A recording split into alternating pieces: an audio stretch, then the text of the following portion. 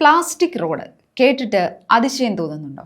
ഒരുപക്ഷെ ലോകത്തിലെ തന്നെ ആദ്യ സംരംഭവും.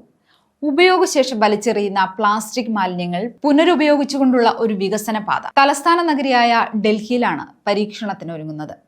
പ്ലാസ്റ്റിക് മാലിന്യങ്ങൾ പുനരുപയോഗിച്ചുകൊണ്ടുള്ള ആദ്യ പാത ഉടൻ വന്നേക്കും. ജിയോസെൽ ടെക്നോളജി ഉപയോഗിച്ച് ഭാരത് പെട്രോളിയത്തിന്റെ പങ്കാളിത്തത്തോടുകൂടി കേന്ദ്ര റോഡ് റിസർച്ച് ഇൻസ്റ്റിറ്റ്യൂട്ടാണ് ഈ പാത സാധ്യമാക്കുന്നത്.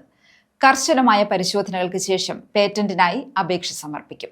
പ്ലാസ്റ്റിക് മാലിന്യങ്ങൾ ആഗോളതല പ്രശ്നമായാണ് വിദഗ്ധർ കരുതുന്നത്. അതിനാൽ തന്നെ ഈ മാലിന്യം ഒരു റോഡ് വികസനത്തിന് വേണ്ടി ഉപയോഗിക്കാൻ സാധിക്കുന്നത് വലിയ മുന്നേറ്റമായിരിക്കും കൊണ്ടുവരിക.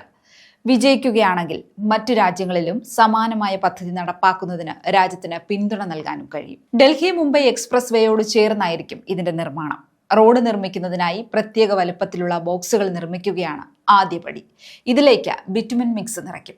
100 മീറ്റർ റോഡ് നിർമ്മിക്കുന്നതിനായി 30 ടൺ പ്ലാസ്റ്റിക് ഉപയോഗിക്കാൻ കഴിയും. പ്ലാസ്റ്റിക് വേസ്റ്റിന്റെ ഫലപ്രദമായ വിനിയോഗമാണ് ഇതിലൂടെ സാധ്യമാവുക.